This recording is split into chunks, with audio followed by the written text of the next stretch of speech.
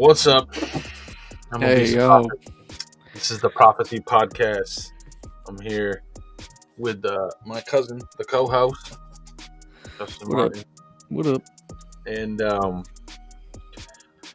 so I want to just quickly shout out the sponsors of the show, mpcstuff.com. Obviously, talk about them now, 33 episodes in, now talking about them. Go over to their website if you ever need anything for upgrading or replacing on any of your Akai stuff. They're the best. They got fast shipping. They give out free slaps, so you might as well hit them up. I Regret Nothing Apparel, small black Maine-owned business. Dope, social messages on their designs.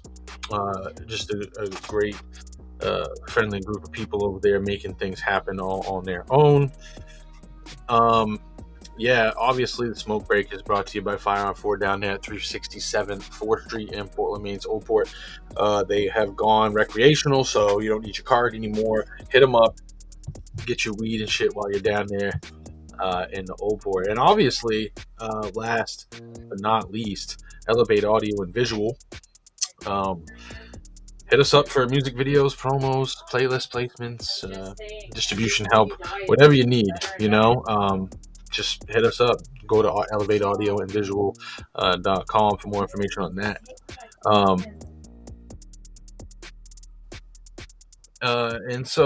Let's jump into, I want to do a quick recap. It's kind of like a new thing, just briefly talking about last week's episode. Quickly, we had Dano 7 on last week, and I kind of marked a few places. I just kind of wanted to recap for people out there who haven't checked it out, try to get them to go and check it out over on our YouTube page, which you can go to youtube.com/obesetheprophet and subscribe over there. But yeah, let's jump into this, try this method of doing it. But yeah, these are some moments out of last week's episode I just wanted to kind of go back over, and in case you missed it, let people know what they missed. So yeah, let's get into that and see if we can make it work. Do it. Yeah, so tonight's guest, Dano 7. What's up, fam? How goes it? Pretty good, bro. Word. Feeling. Yeah, man. Glad to have you on. Just this. Before I did music, my first passion before music was graffiti. And my older brother was in a graffiti crew that he got into while he was in RBYCF, which is a youth prison out here in Oregon. So he got out of that, and I met some of the people from his crew. And the original crew was called Dream Team, but it had an extra E on the end, and it stood for drugs rule everything around me till everything around me ends. It was like the cream, but it was like drugs instead of cash. And the symbolism of the crew was a 07, because the seventh letter of the alphabet is G for graffiti. So every member in the crew, you tag your name or whatever, and then you put the 07 at the end of it. So when I originally started making music in high school, I was just rapping and just posting videos on Facebook of me rapping. And I started to build a local following. And then I started getting pressed by people saying like, oh, you need to come out with a mixtape. You need to come out with a project. You need to release a real project. So when I was thinking of what I was going to, not even views, but the connections I've made with other kids and the spiritual connections that I've had with other humans through my music, like other than money, I've had multiple occasions throughout the years where I have kids reach out with a 2-page paragraph explaining how this song, I just want you to know, bro, like you helped me through hard times, you helped me through depression, I'm suicidal, but I listen to your music and it makes me feel good for a little bit. And that like makes the hair stand up off my skin, like gives me chills. That's my banger. Yeah, so sick. I love the video and the whole thing. Like, yeah, I made that connection before you had said that too about if you, because I listened to the fucking song probably like 100 times, and watched the video probably about 50 times, and then somewhere around the 25th, 26th time, I'm like, you know what? I know why he's at the Golden Gate Bridge. I know why. Yeah. I'm putting it the whole time. It took that long to realize, but I realized it. I'm like, okay, now the visual, it makes a hell of a lot more sense, and to hear the story behind how the fucking car was brand new and you didn't know if it was gonna make it. Yeah. Oh man, that's and I crazy. got the car in the video too, and I just put that 07 sticker on the back window. I drew that 07, and I went down to this sticker place in my town called Sign Dude, and I was like, yo, I need a vinyl of this. And then I slapped it on there, and it all worked out, dude. It worked out good. Yeah, hell yeah. Uh, Oh my god. I don't even necessarily believe in Bigfoot, because to me it just seems like if there was actually a Bigfoot, like the way with technology is and shit, like he would have got spotted somewhere. And there's been plenty of people that have tried to fake it. They set fake tracks. They go the whole. There's more people out here trying to do the fake. There's more people out here trying to market Bigfoot and make money off of Bigfoot.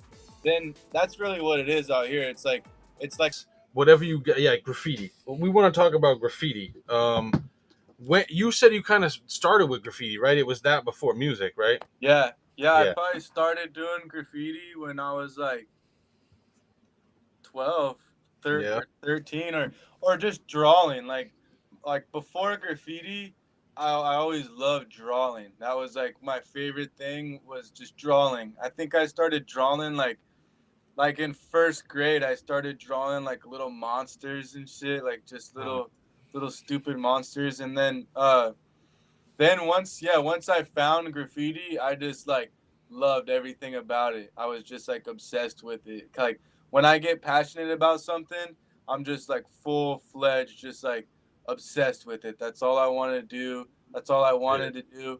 And I wanted to get good at it. And it's helped me so much within my music, because every mixtape cover, album cover I've made, I've designed it. Every merch design I've made, I've designed.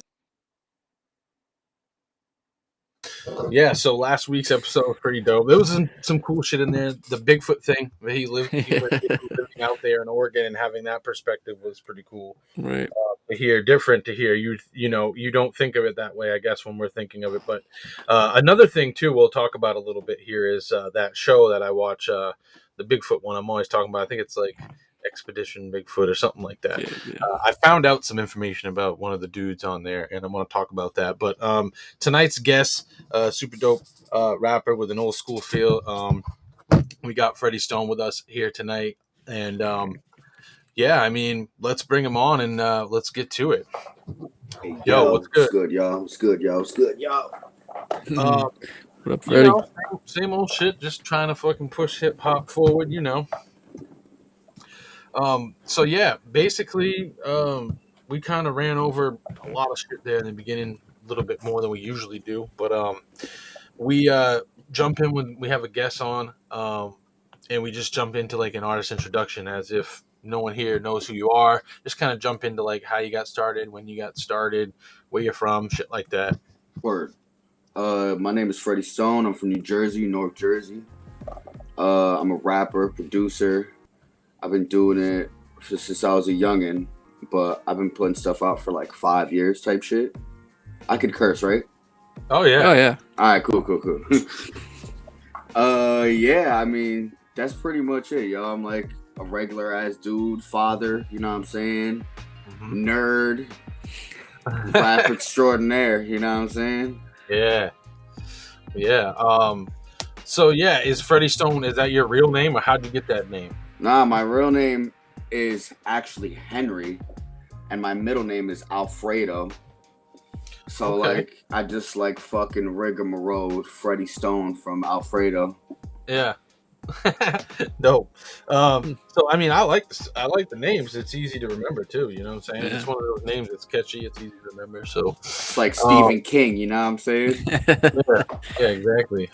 But yeah, so you say you make beats and shit. What were you ever like in a school like band or anything like that, or like a chorus or fucking weird shit like that, or did you just kind of jump into when you like started hearing hip hop? You're like, I'm gonna start doing it.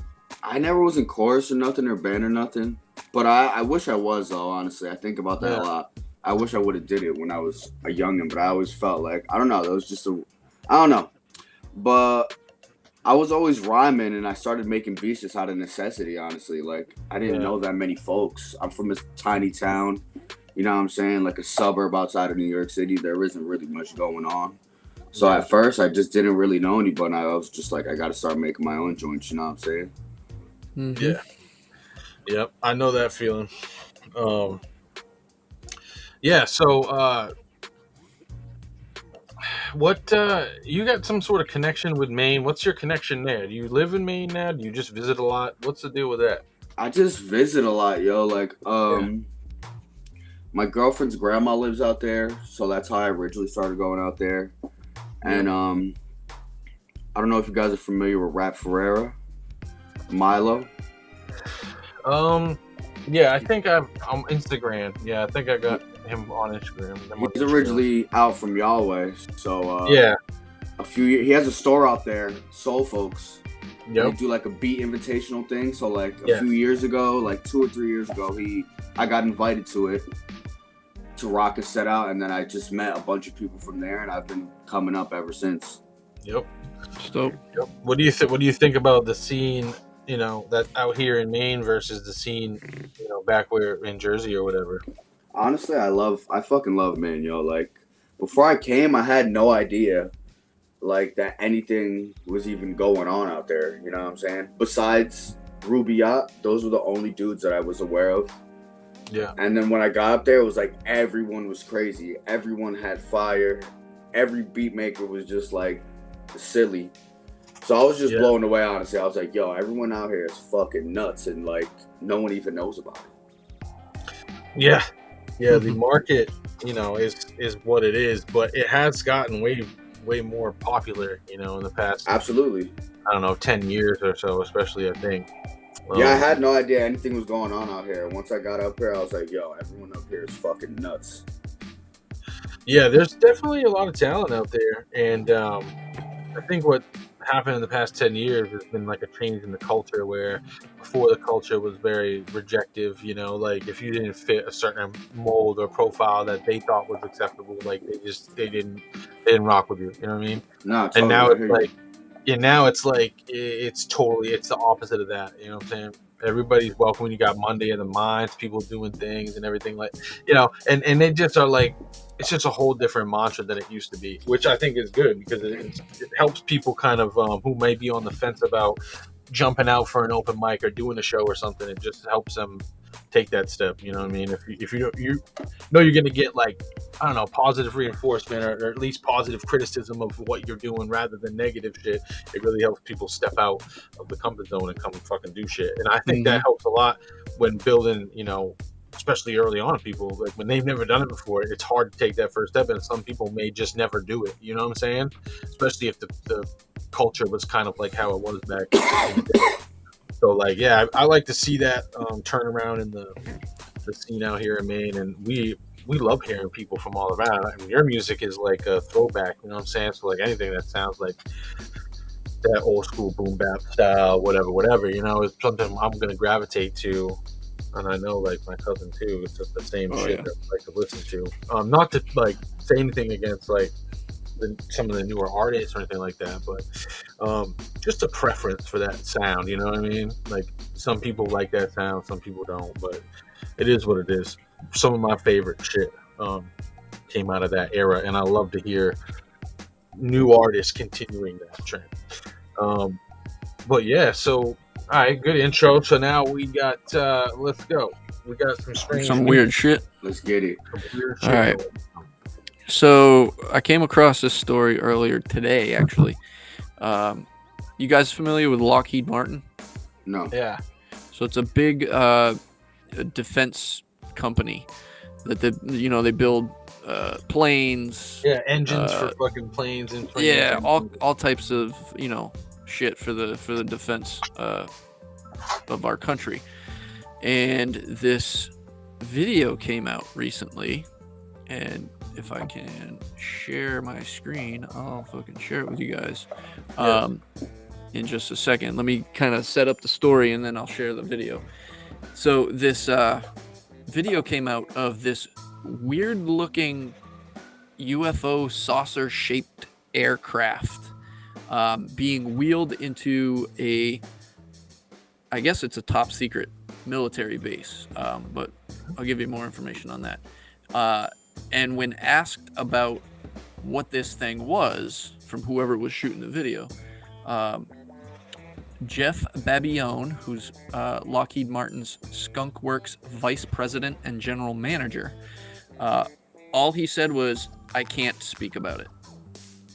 So, as soon as that shit comes out, people jump all over it. Like, oh, it's a fucking UFO. I'm going to let you guys be the judge of it. But let me see if I can share the screen here.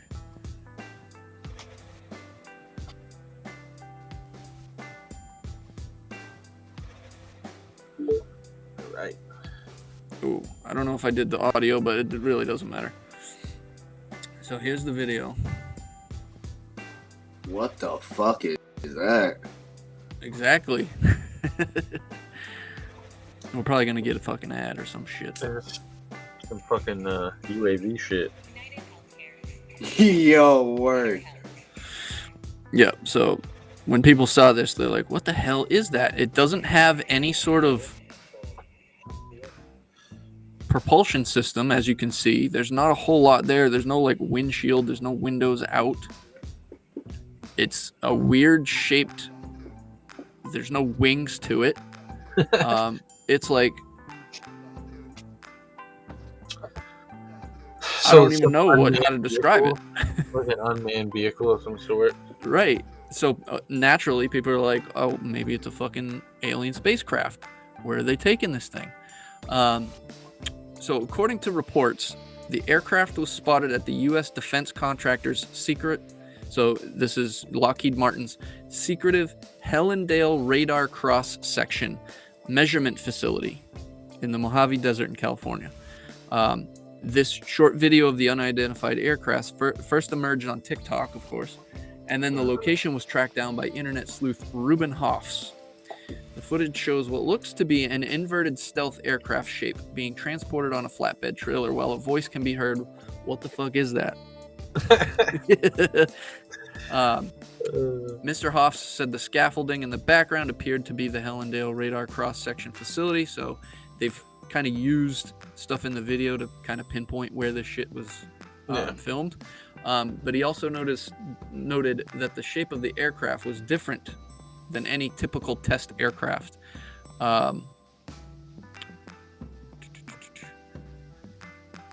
This site is located near Lockheed Martin's Skunk Works headquarters in Palmdale at Plant 42.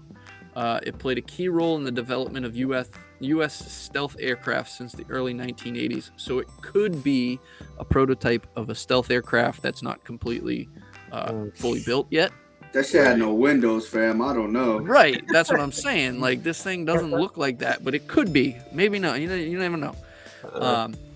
And then on Friday, a tic-tac-shaped UFO was spotted flying and appearing to shapeshift near a U.S. Space Force base, a Skywatcher has claimed. Oh, yeah. This guy filmed several strange orbs and pill-like objects over the Air Force Base and then posted them to YouTube and Instagram.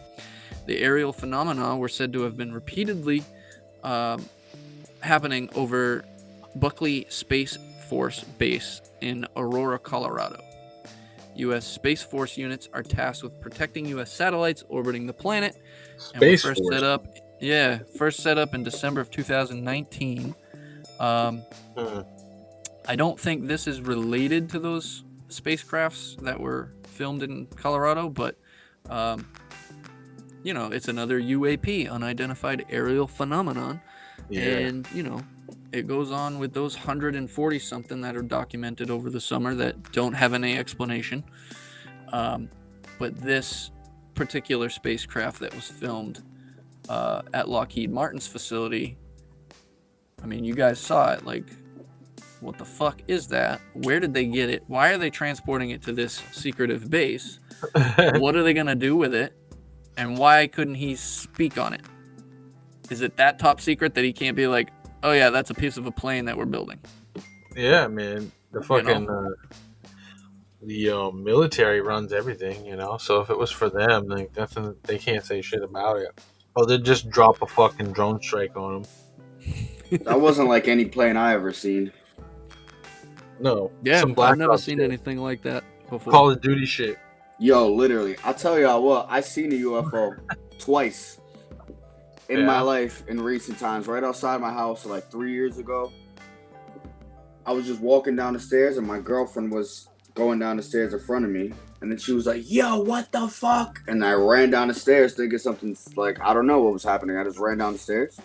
And then when we get to the front of the house, there's like, what you know, a blimp? What's the word for a blimp? What is that called?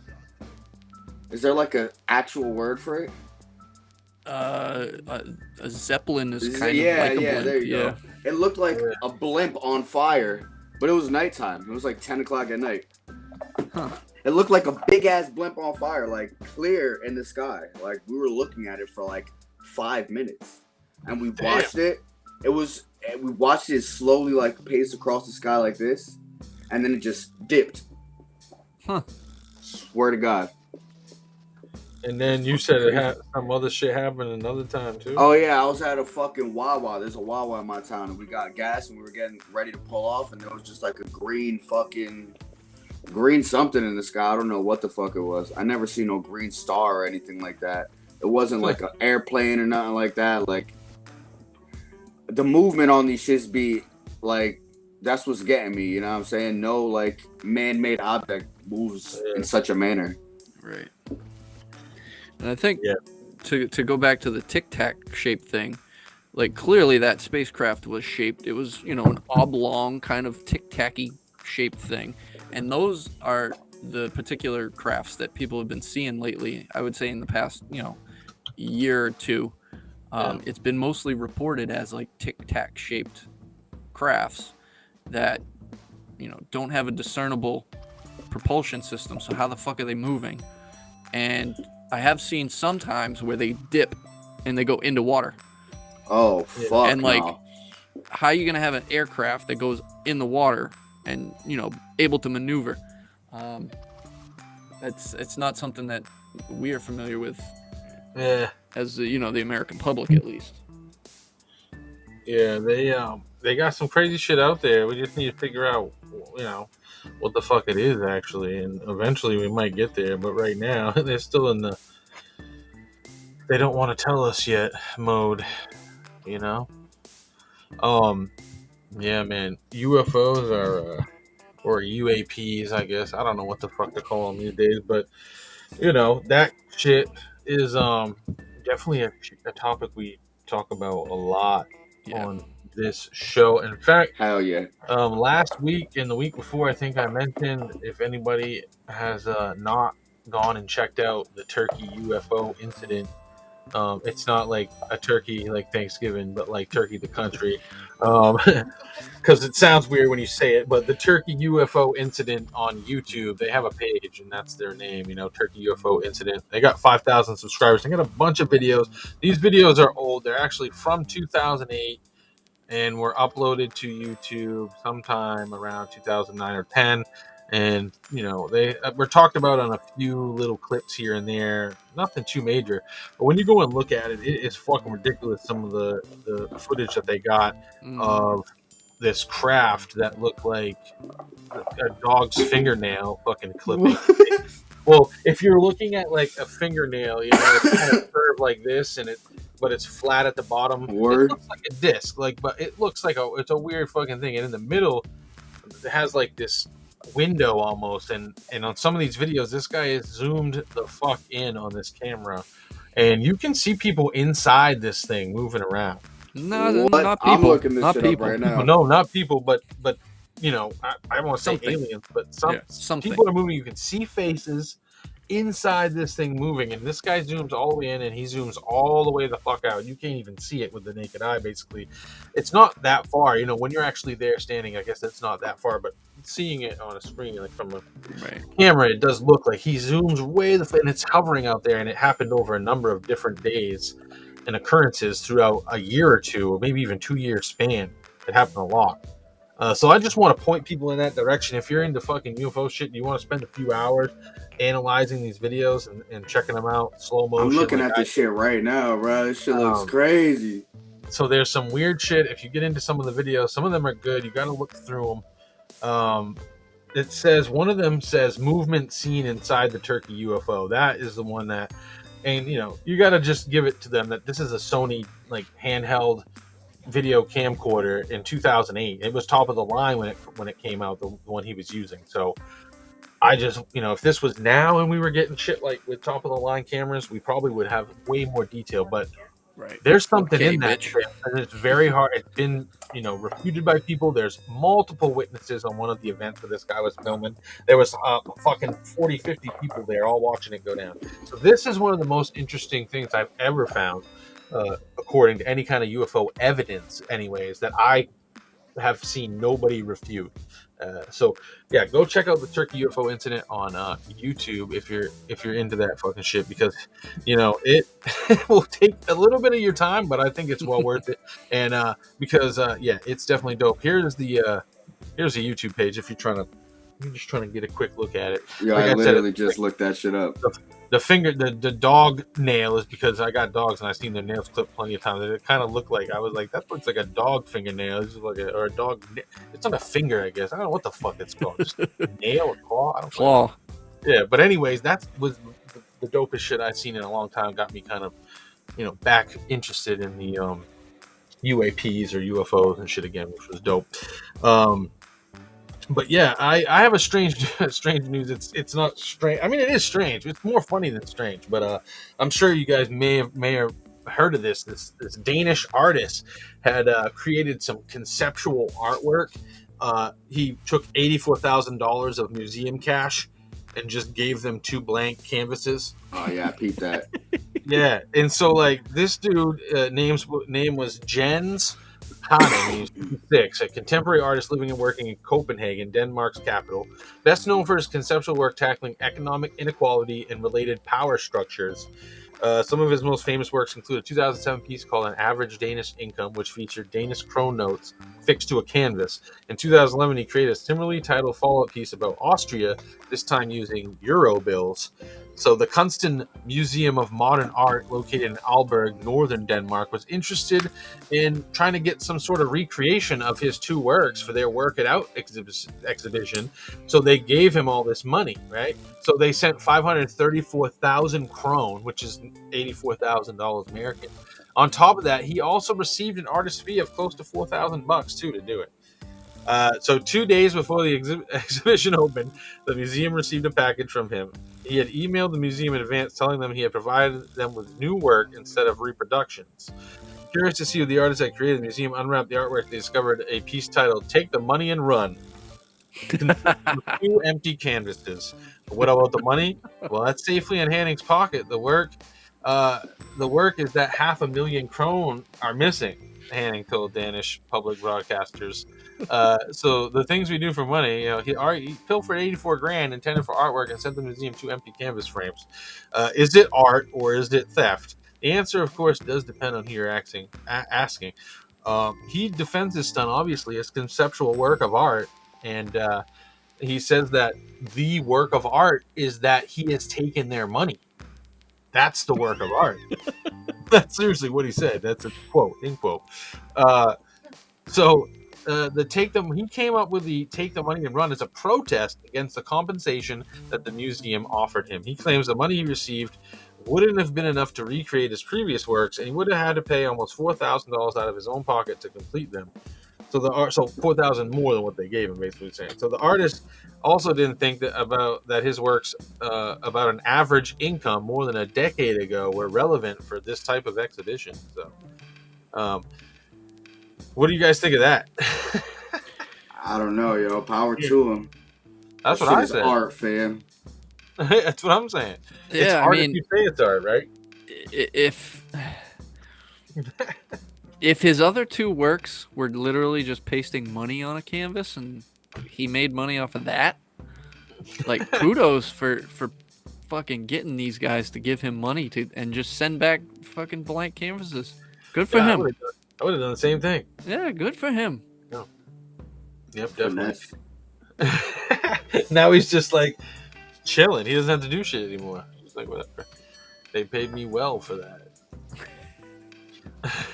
So yeah, I'd be pissed though if I was in a museum. I don't know what they're trying to do. It doesn't really say anything more about they're trying to like pursue legal action, or I don't know. You know, maybe. I mean, how do you sue an artist that's like that's my work of art. That's my art. And you paid him Yeah. already, like. Yeah, Right. paid them. That's what I'm saying. Like, I don't know what they can do. So Bring him to court and argue over the semantics of what is and what is not art. That shit is art, bro. That sounds like a fucking waste of time and money. You blank know? canvases are art. It's Right. it's stupid as He's it is. making a statement with two blank canvases. Oh, it's I love this. this guy. He's great. This guy deserves some sort of fucking award. They should Right. bring him in for something. They should work with Banksy. Yeah. All right. So, moving on from strange news, let's talk about like some of your first projects, bro. Like early on, like how how'd you come up with your concepts? How was the recording process? Did you do everything yourself? Did you have help? Let's kind of talk about that. My first album is called Insomnia for Dummies. It's not on streaming or nothing anymore. I took it off recently. I made it like right when like I was in my senior year of high school, like senior year graduating type shit. And it was just me and a bunch of homies, yo. Me and my homie 19808, he produced most of it. Recorded most of the shit at his house. He lived down the block at the time. It's like a 12 track, you know what I'm saying? Like album. I don't really I don't do stuff that sounds like that much anymore. Mm-hmm. But yeah, that's the joint. What's the significance of the title? Did you stay up late? I mean, yeah, you know, feel me? at Just night and get this all put together? I mean, I've always had problems with sleeping. Like, I actually got my tonsils removed when I was like 14 because they were too big and they would prevent me from sleeping. Mm-hmm. Like, I would just wake up in the middle of the night all the time because of like almost dying and shit. You know what I'm saying? Yeah. So I don't know. I've always just had a weird ass relationship with sleep, and that like inspired a lot of the work for the album. Okay. Yeah. Dope. So as far as like putting it all together, I mean, was that all done by you? Did you engineer like everything and mix it and all that good shit? Nah, on that album I didn't do anything like that actually. Like my homies 19808 and my other homie Datamash, they all recorded it. And my homie 19808 mixed it and mastered it as well. I wasn't doing any of that stuff back then, honestly. Yeah. Something you kind of have picked up over the years. Yeah, I picked up along the way. Yeah. Dope, yeah.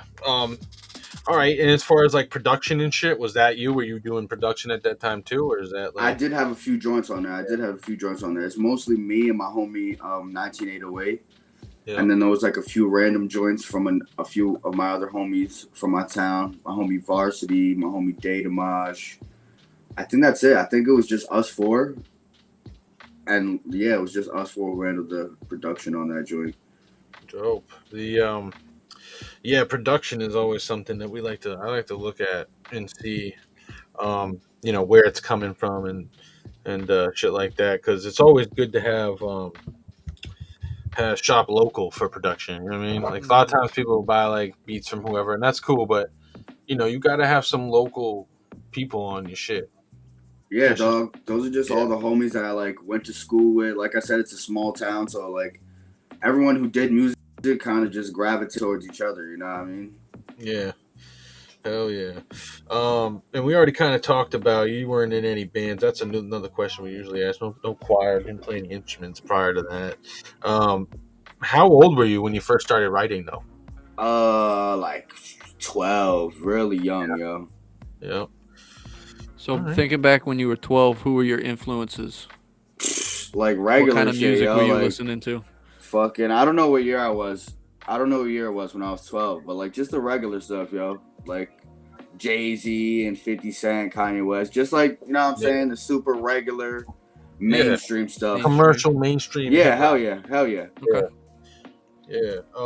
That's what's up. Yeah. So but is hip hop it for you? Like that's like the only genre that you're listening to, or is there some other shit that you listen to too? Nah, dog, I listen to everything. Like, Yeah. especially when I started getting into making beats and digging the records and shit. Like, Yeah. I started getting into everything, even like other beat music. You know what I'm saying? Like, it's Yep. kind of just the same thing, just at a different BPM. Oh yeah, definitely.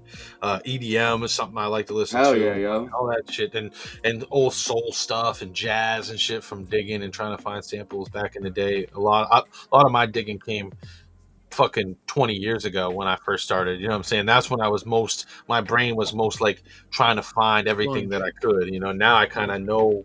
I have like a groove and I know where I get my samples. I know what I want to sample, blah, blah, blah. But I did a lot back then that was like finding all kinds of cool shit. Another big one for me was like classic rock because my parents listened to that. So I would always try to pick something out. Like I've sampled like fucking everything from Rush Fucking to classical music. classical too. Yeah, I've sampled a lot of rock though, like Yeah. Van Halen, Rush, Tom Petty, fucking Tom Petty? Yeah, I've sampled Tom Petty. Actually, I was delivering weed for Beach Boys and shit like that down in South Portland, and I was riding around and fucking. Shout out Beach He had Boys. just passed away. I think it was like 2016, 17 or something. He passed away, and they were playing nothing but Tom Petty on the radio. And that song, I forget the name right now, but it's like, it's alright if you love me, or whatever the fuck. Boom, right? And I just slowed that down and made it like a groove. It was like boom, boom, you know what I'm saying? And then I Word. put his vocals in there, and I was like, when I heard it, I'm like, this is just one that would be easy as fuck to just throw some 808 in there and like let it rock. And so I did, but like a lot of times I'd get requests for that, like of the people I was, especially in like the mid 2000s, like a lot of people wanted that, like they came up listening to that too, kind of same as me, and they're like, yo, can you sample fucking Journey, or can you sample Boston, or can you sample like all this shit? And I'm just like, yeah, I'll fucking sample anything, you know. But yeah, a lot of my sampling was rock, and then the classical, like you said, trying to find like obscure shit on fucking CD, that fucking Newbury Comics and shit like that.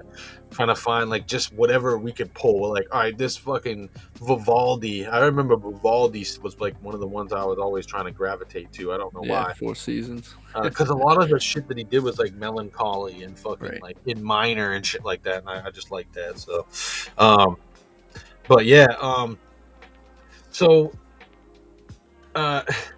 yeah, so we got chat. I'm just looking at the chat. There's some weird shit going on, but I think it's sorting itself out. But yeah, Ramos himself said from Twitch, shout out to the dog in the background. Hey, He shout out said, Ramos. Rose. Get it. delivering the weed for Beach Boys. I know it sounds weird if you don't know what I'm talking about, but in Maine, weed is legal. And Beach Not the Boys band. Not the is- band. is- Shout out my guy Benny P at Beach Yeah, shout Boys, out. you dig? Shout out Benny P. And yeah, I mean, so you know, it's a thing if you're out here in Maine and you kind of know what I'm talking about. It's not like the Beach Boys from the band from fucking California, but yeah. So we had good times out here, and sampling is a huge fucking thing I like to talk about. We've talked about it plenty of times and shit like that. But we could go on for fucking days talking about what I've sampled, what I want to still sample. I mean, there isn't much. A lot of shit that I've said, hey, I want to sample. I've just fucking done it, even if the beat ended up being trash and like nobody used it, I still fucking did it. You know, like, yeah, I did that. And one I really liked was Money by Pink Floyd. That was a hard one to sample because the drums are 1/3 and not 1/4, so you end up like kind of weird. You kind of got to play the drums live. That's how I did it. You know what I'm saying? So it was pretty cool. That was one of my favorite ones to kind of do. But yeah, so what about Unexplained Phenomena? We got we talk about Oh, let's Unexplained get it. Phenomenon on here all the time, but if you had to pick like your favorite Unexplained Phenomenon, something that you could really talk about, whether it's aliens or ghosts or fucking Bigfoot, whatever Werewolves, it is. Bigfoot. What would your number one topic be? Like something you could talk about easily? Damn, that's a fucking hard one. I mean, I love aliens. I love ghosts. Like, I guess ghosts. I would say ghosts. I fuck with ghosts, supernatural type shit. Yeah. Have any experiences with that? Fuck yeah, dog. Plenty ghost experiences. Yeah. What's one that stands out? Like the craziest one? Recently, like maybe a year ago, I did some acid at like midnight. Of course, all ghost stories start with the acid, right? Well, some do. So we tripped all throughout the night, you know what I'm saying? And then in the morning, like 7 a.m., we wanted to go outside. So the sun was rising and shit, you know what I'm saying? There's like this graveyard, a huge graveyard in my town. Mm-hmm. So we just went there, smoked some blunts, you know what I'm saying? Walk around, enjoy the nice weather. And we were just sitting there. And we're standing in front of a gravestone. It's the summertime.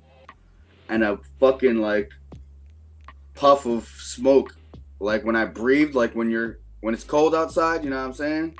Yeah. That middle of summer, bro, early in the morning. Word is born. This shit was scary as fuck. Crazy it is. I was like, what the fuck was that, son? That's weird. That's weird as fuck. But there's been some experiences where, like, I mean, I don't know of any like real first-hand experiences that I could say I really have had that were like seeing a ghost or anything like that. Like, I've seen strange things happen. I think the craziest thing that ever had happen happened when I was younger. I was probably in maybe second, third grade. My mother was fucking around one night with me and my cousin. Not this one, another one. She had a Ouija board out, bro, and it was like she was just joking around trying to fucking scare us and do shit at first. But then when I noticed that, like, my mother had said something about her dead uncle, some was like, if you're here with us, give us a sign and shit. And we had like a lamp in the living room that was like a touch lamp. You could touch it, you know, it turns on different shit. And it came on, but it didn't come on like the one. It like went 3 notches to the brightest one. That's fucking weird. And she was like, when I noticed my mother's face change from being like she was pranking us to like, what the fuck is going on? And when she asked again, she just looked at us and was like, And she's like, if that's really you, do that again. And the fucking light turned off. Yo. And my fucking, she started freaking out, which made us freak out because we're just fucking kids. We were already freaked out because she was doing some crazy shit with the, you know, making it move and shit, the Ouija board, which she admitted to, but she couldn't explain the light thing, and that always kind of freaked me out. And then had stories from my grandmother about seeing people and shit like that, but I never saw anything like that. So I wish I had, you know, more firsthand experience with it, but I don't. And I try to, we've talked about this a bunch of times, you know, how there might be like a connection between aliens, ghosts, and Bigfoots and other paranormal type shit, or be like explained away by saying there's like multiple universes and shit, or like multiverses, right? Where like sometimes shit. Yeah, so dimensions. So sometimes you can see the ghost or apparition or whatever just crossing paths with us on ours just momentarily. You know what I'm saying? Or a Bigfoot could be explained the same way, or even aliens or whatever. You can probably explain a lot of different things that way. And for me, I'm just kind of like analytical when I think about shit, and I always try. And it's hard because there's not a lot of evidence that it's hard and solid, but I like to be scientific about it. So for me, I think that it's probably in our lifetime going to be proven, if not already, that multiverses, they do exist and can exist. So I'm kind of latching onto that, saying, okay, well, we know that this probably fucking exists a little more than we know these other things exist. Maybe this is the way that we can explain that eventually, if we get to that, you know, if we can figure it out. I'm not saying me personally, but I like to follow along and let the scientists do their fucking work and then read up on it, you know, shit like that. But I just think that's an easy way to explain it. It's weird. I wish that we had more physical evidence for these things, which we just don't. And I don't know if it's because it's being hidden or it's just because it doesn't actually exist. Because like I said, we're just seeing if it's just energies maybe, you know, crossing over and not actual physical stuff. And it just so happens it slightly interacts with our world. I don't know. Just some way that I try to explain everything. Yeah. Well, think about it. Like, we're limited to our senses. Right, exactly. And if this is outside of those, 6 senses, then it's 5 senses. If it's 7. outside those 5 senses, we're not going to know about it. Like, we know gravity exists, but you can't see it. Word. You can feel it at times. Yeah. Electricity is another thing. You can't see it, but we know it exists. We know how it works. But those theories had to come from somewhere. At some point, people didn't know about gravity, and people didn't know about electricity. So it was one motherfucker been like, hey, that shit's weird. I think this is going on. And, that leads into more questions and more questions and more questions. And they're able to gather more information and kind of say, okay, well, we think this is what's happening because I'm seeing this. And then, come to find out they were fucking way wrong. And then Albert Einstein comes by and he's like, hey, there's fucking gravity and shit. Yeah. So this multiverse thing, you could be onto something big here. Yeah, I don't know. We just obviously need to learn more about it, and that just takes time. And then the other thing about it is the way that we treat the fucking planet and everything is like we're running out of time. Like, you might not be able to figure it out this time around, whatever it is. So I'd like to see that happen, but you never know. So yeah, we go back to the Dark Ages. Right, before we reach, we're fucking living in caves on fucking humanity, and then it goes back again. Yeah, we're living in caves and killing each other for fucking water. Which basically, I mean, we're still doing that. It's just like killing people for different things now. Hey, we want your oil or whatever it is, your resources. We'll just say resources. It's easier to say that way. But yeah, it's something that obviously needs to be studied and probably will take a while to figure it out. But will be interesting if we do make any headway during our fucking lifetime where they find out anything. I'd be interested to see that shit. Well, I remain skeptical because we're still not 100% sure about climate change. Oh, right. Well, I wouldn't say we're not sure, but we haven't convinced the vast majority of the world that we're, changing the climate. So I wouldn't hold my breath. How could we possibly be changing the climate, dude? How? We're only humans. Like, what are we doing? We're only humans. We don't, make carbon or anything. Or, we don't farm stuff or methane gas. It's just stuff you learn early on. They hit you with that really important shit in like 2nd and 3rd grade, and you're like, you really start learning about stuff with 5th grade, and then it's like you don't remember that shit. They should teach that shit towards the end of school, all that important climate shit. So you really you go out of school like, damn, I gotta get on this climate shit. You know what I'm saying? You don't learn it early and forget all about it when you got goals, and as an adult, they're teaching you fucking how to play basketball. Oh. Well, you know that Greta Thunberg, that was she Danish or Norwegian? She's only 17 now, and she's been doing it for years. So she was probably one of those kids that was like, mortified when she first heard it in school, and was like, I can't just go on and do fucking calculus now. Right. I need to go do something about this, or we're all gonna be fucking dead. Yeah, she's one of them. There's not many. There needs to be more. Younger people who are really fucking into that, banding together to fucking do something. Because it is a fucking issue among lots of issues that we have as a fucking whole society that we could probably fucking talk about for let's not get into that.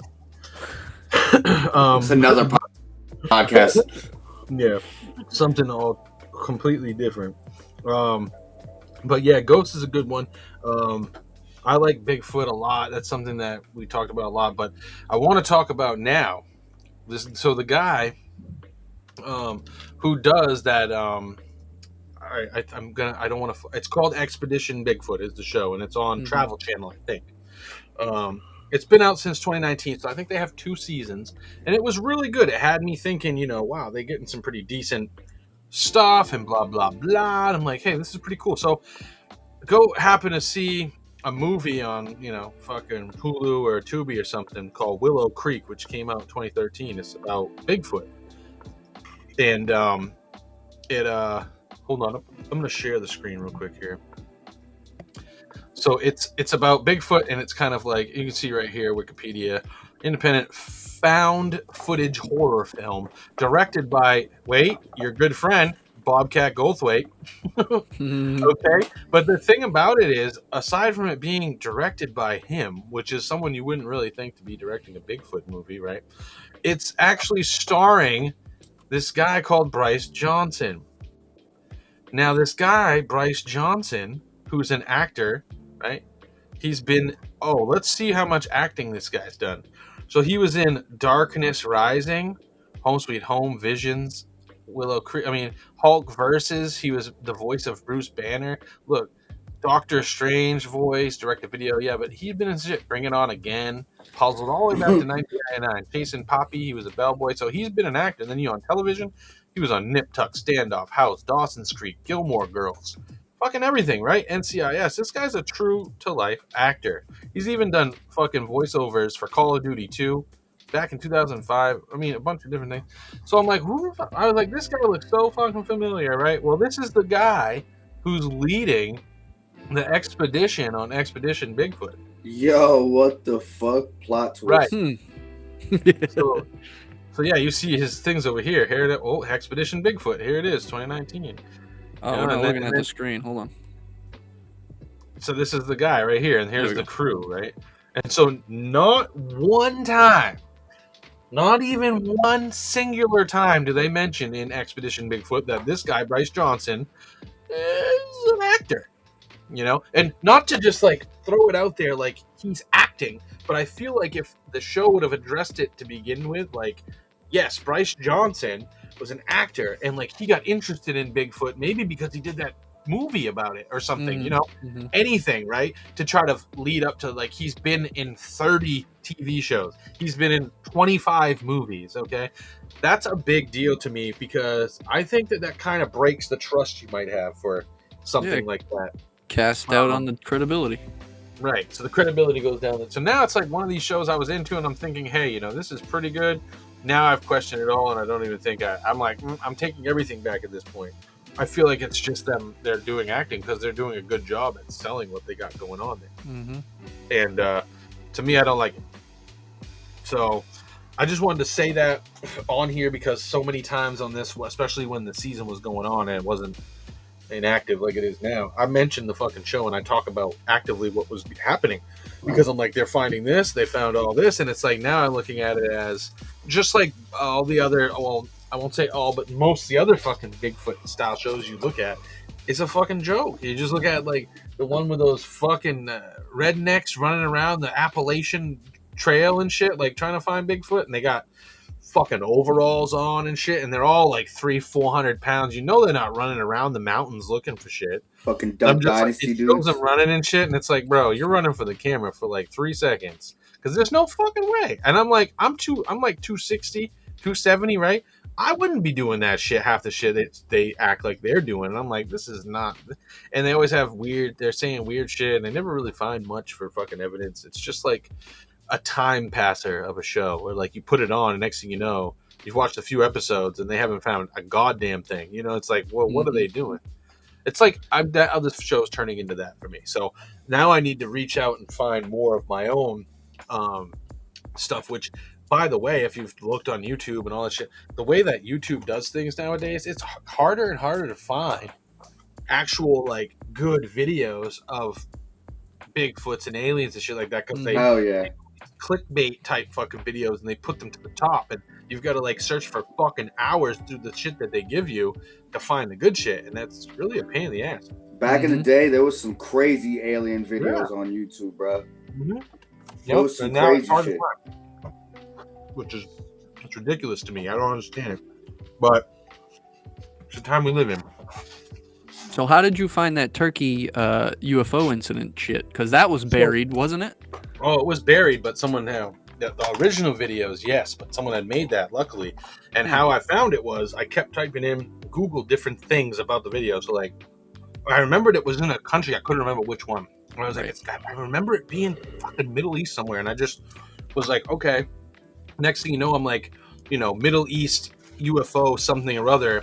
And it was like Kumbargaz, Turkey, like 2008. And I saw that fingernail, that paw nail thing. I'm like, that's the one. Clicked on that, and it brought me to this weird video that said Turkey UFO incident was the channel, and I'm like, oh shit, let me click on that, and then it was all videos about that, and I was like, yep, this is it. It only took me like a day after that show to fucking like find them Right. videos and shit. But you got to know what you're looking for. Is basically Very what you're saying. specific. Yeah, you can't like. You used to be able to go down like the fucking wormhole on YouTube, but Right. now it It's all just the same doesn't. shit. Yeah, and you don't find as many documentaries on YouTube. At least I know it's hard. I'm always looking for that, but I don't find them as often. Mm-hmm. Which is one of the real reasons I loved watching YouTube, was because they had obscure fucking documentaries about all kinds of shit. And now it's like they don't have as much of that. So I don't know. YouTube is what it is. Everybody's got the short attention spans, and they're going to like those reels or whatever that fucking the shorts is, because people just want to see 15 seconds and beyond something else or whatever. TikTok and shit. Yeah. So short that's kind of where attention everything's span going. The algorithm But yeah. fucked us all. Yeah. So let's see. What do we got? Top five. So just for this week, let's just fucking pick a top five. Whatever you want to fucking do. If you want to pick your top 5 artists, the top 5 producers, top 5 albums, top 5 songs, top 5 fucking horror Album movies, covers. We talked about that album recently. covers, whatever you want. Just pick something that you can do a top 5 for. And the top 5 is like nothing we're going to judge on. It's just whatever your top 5 is. We want to know. Fuck. I don't know. That's hard, bro. It is. Or you pick a top 5 and we'll give you our top 5 of whatever it is that you want. Yeah. We haven't done that yet. Yeah, I'll do that. I don't care. I think we did horror movies one time. Like, I like horror movies because I like to talk horror movies too. It's October too, so. How about just movies in general? Like, what are y'all favorite movies of all time? Yeah. No genre, you know what I'm Yeah. saying? Anything. Mm-hmm. okay. I'm thinking. I'm gonna start it. I'm gonna say, it's got to be one of the Star Wars ones. But if I had to pick, it'd probably be Return of the Jedi, because that's really what got me into the Star Wars shit. So Return of the Jedi. 1983. What installment was that? Like, what number in the series? Well, if you're going like chronologically, it was the third movie released, 1983, but it's technically the 6th movie in the fucking book. In the book. Yeah, 6th chapter right. in the book. So for me, I would say definitely my top 5 would be Goodfellas. Okay. Mm-hmm. Solid. Yeah, because I mean, that's just, I used to have that on VHS, and I fucking about wore that shit out. Play it to the end, rewind it, play it again. I don't know why. Some videos I would do that, some movies I would do that with, but that was one of them. Another one, I'm a big Jet Li fan, martial arts. So it's a movie called Hero. It was, I think it was produced by Quentin Tarantino, so that's how it got over to the States. But that's another one, like visual. It's fucking a visual masterpiece. Just the scenery and the color schemes and, everything about that movie was fucking incredible. So Hero would be another one. Okay. I got another one. Friday, the first one. Mm-hmm. Classic. Such a classic. And another one that I would watch constantly. People probably thought I was fucking weird because I always had like the same movies playing in my fucking room. Like, didn't we see this 100 times? Shut the fuck up. Let's see. Tuck my chain in. I'm gonna tuck mine in. That was the funniest shit. Oh, that's funny you say that. You guys know Deebo Samuel? He's a receiver for the 49ers. Why? He, I guess today before the game, you know how they come out before the game and they show, them walking through the fucking tunnel or whatever. Yeah. He had a shirt with Deebo on it, and he's named after the character. So it was, I think his name is Tommy Lister, the actor. Yeah. Had his face on there. So my childhood dog is named Debo too. That's dope. Deebo. Pitbull. He had the blind eye and everything. Yeah. Deebo. Cataract's eye. Let's see. Number 3, I'm gonna say the original Ghostbusters.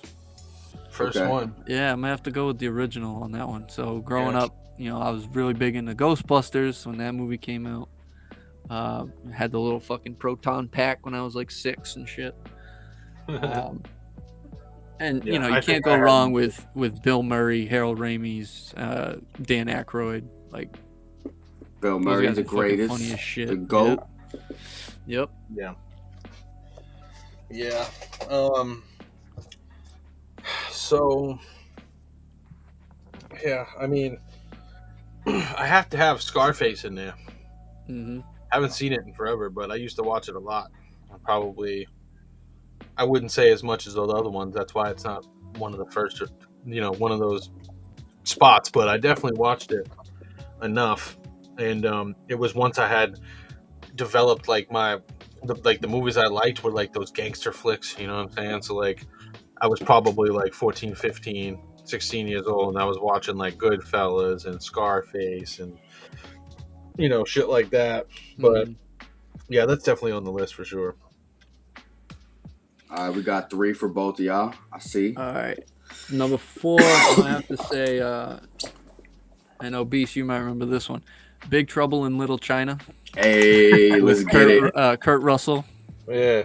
Yeah, another classic. Again, I'm into the fucking the kung fu, ancient Chinese fucking mythology and black magic and shit. So that was fucking dope.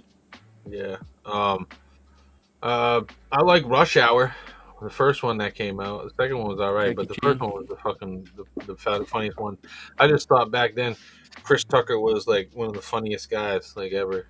He would just let out high pitched screeches and be all fucking crazy and be like, it was pretty funny. He couldn't build a career strictly on that, but he got a nice little run in with a bunch of pretty decent, like Money Talks was another one that I thought was funny.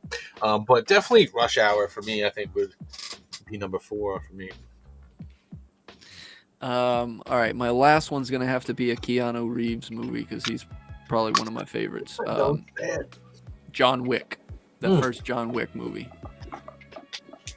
So if you know anything about those John Wick movies, he puts in hours of training, and he does a lot of the stunts himself. So he's got the gun mechanics and all those technical moves, but he's also got the kung fu and the body movements too. So John Wick, I'll say, is my number 5. Top 5. Okay, that's solid right there. All right, my 5th one is gonna be a super classic. Can't believe you didn't mention it, but I guess you probably didn't watch it as much as me. But Belly would probably be round out my top 5. Classic, just soundtrack, classic visuals done by like the music video guy. You know what I'm saying? So like it had the whole movie had just music video vibes, which I thought was pretty fucking dope. And the storyline was intense too. Something that you could follow and catch, but it wasn't like on repeat for like thousands of views, but I definitely watched it any chance I got, and I did own it. But I think I owned it on like DVD, and that's when I had like the DVD player in the car, and it just got fucked up and never played after like a few times of watching it. And then anytime I see it on streaming, I might watch it just randomly. Yeah. It's a good fucking flick, especially to watch now that DMX has passed away and shit. Yo, rest in peace, DMX, yo. Cool to see the anything with DMX in it you want to go back and watch anyway, like especially the good stuff like Romeo Must Die and Exit Wounds, yeah, that other one there that he did a few good, he had a good run of very well produced movies, and where he had a string where he was like playing the same part but just doing it good, like what I'm saying. And then he had some other movies later on that was just like, the fuck is going on? He did some with Steve. I think he did one with Steven Seagal. Oh, I'm trying to watch that. And that might have been Exit Wounds, right? Who's in Exit Wounds? Jet Li. Was it? I think Jet Li is in that. That was Romeo Must Die. Let me see. Maybe it is. I don't even know. Because Aaliyah was in that movie too. Yeah, Exit Wounds has got Steven Seagal, Anderson, okay. Tom Arnold. Yeah. Tom Arnold. Yeah, Tom Arnold's in there.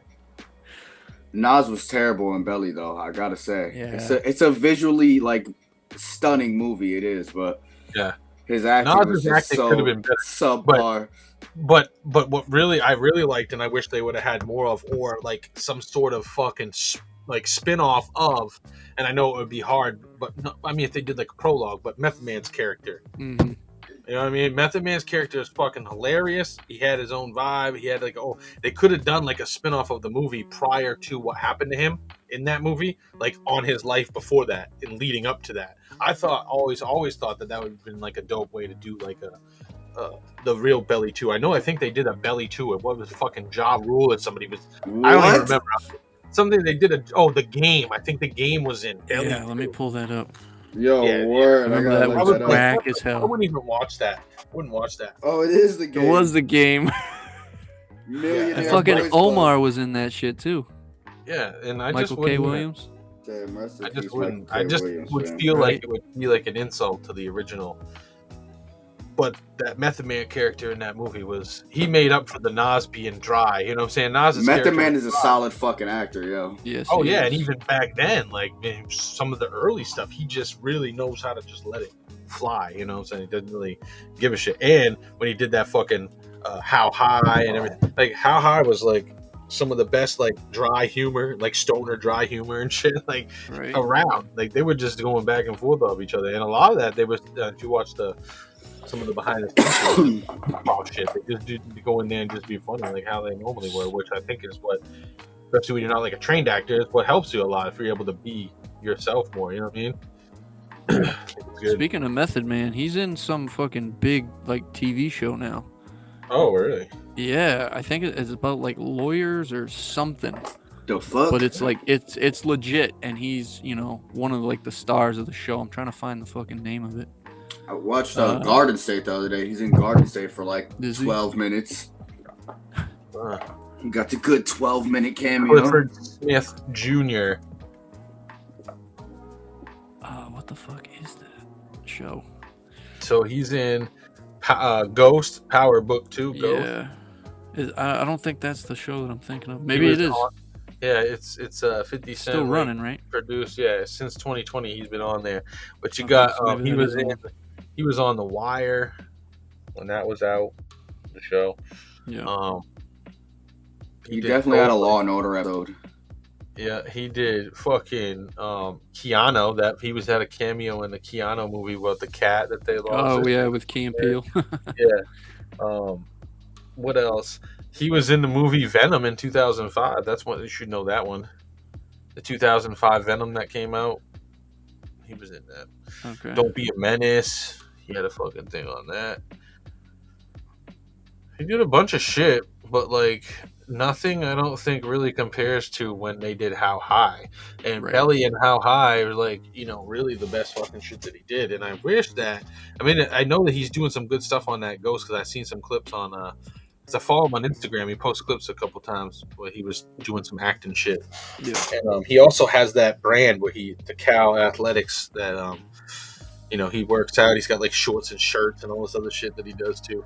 I always liked Method Man. It was funny because you could tell when he was rapping with the lollipop in his mouth because he'd be like, you hear him in between his words, you sucking on the lollipop, trying not to let it drip out. And I always would point that out, like, yo, he's got like a lollipop in his mouth. Then you see because back in the day when we were kind of like growing up on him, it was like we had to get a magazine. We had to get like Source magazines or Double XL, whatever fucking magazines, and look because the internet was early on and didn't post a lot of shit like they do now, and so we just hypothesized because we saw some pictures with him with lollipops like often, and I'm thinking if he's rapping with that and having to do that, that's why we're hearing that sound, I bet. And then like you hear in an interview with Rolling Stone, and like I don't know when it was, but they talked about lollipop rapping and how he got used to doing it because he loves lollipops and candy, hard candies. He just has like a thing for them, or did. I don't know if he still does, but it was like one of his things, And so like he always would be like, yeah, sometimes he'd end up just being in the zone and just hop in the booth or hop in whatever with the lollipop, like rapping with the lollipop in your mouth or some shit. Like he does that and still kills it with the fucking verse. Fucking wild. So we got top 5 done. Movies. Hold up, let me give y'all my Job. top 5. Yeah, let's hear it. All right, my top 5 is E.T., obviously, right? Like greatest movie ever. Mm-hmm. Good one. Pee-wee's Big Adventure. I don't know when's the last time you watched it, but it's like a phenomenal fucking movie. All right.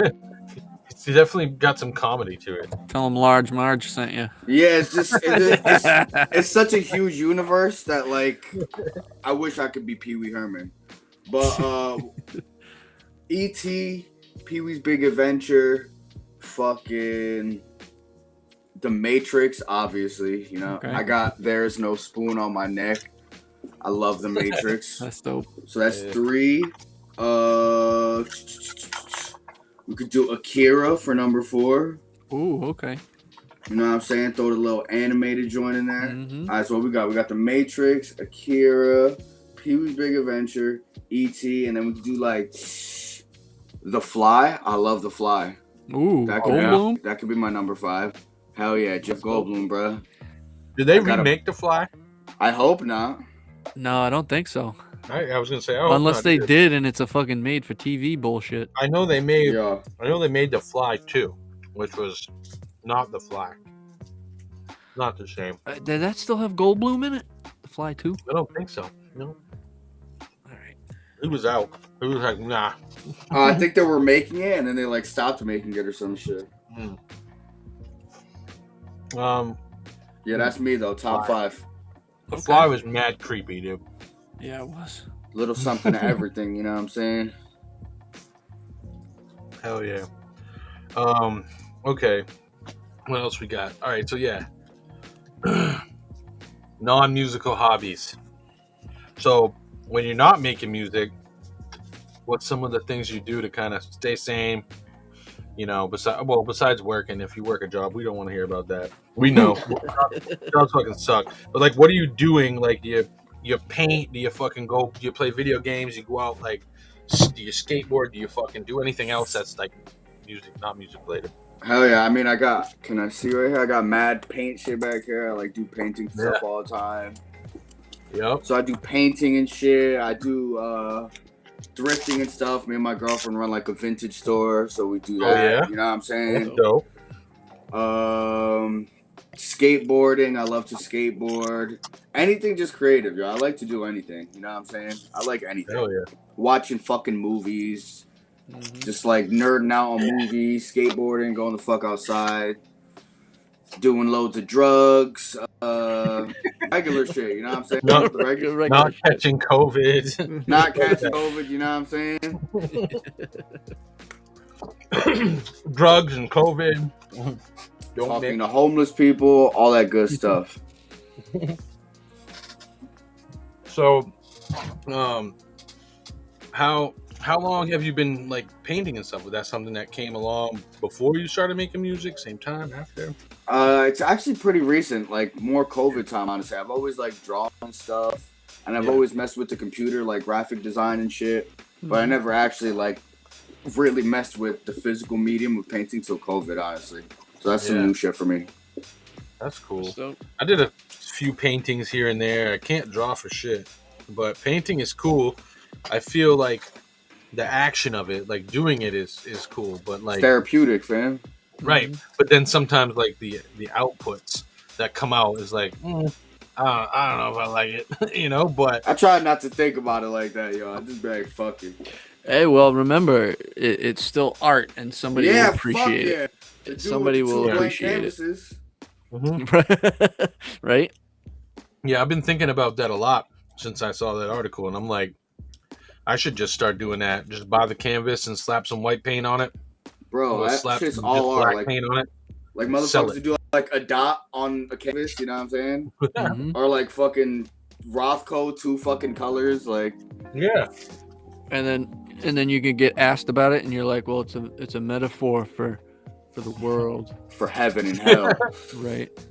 for the Yeah. good and evil. Yeah, it's a metaphor for the dichotomy of the sun versus the evil plans of the earth. And be like, what the fuck are you even talking about? It's the black hole that sucks me in. It's very small. Look at it. It's far away now, but wait till my next joint comes out. I'm telling you, I'm gonna throw some fucking blank canvases up on the merch shit and try to see if I can get something going. Hell yeah, 5 bands off top.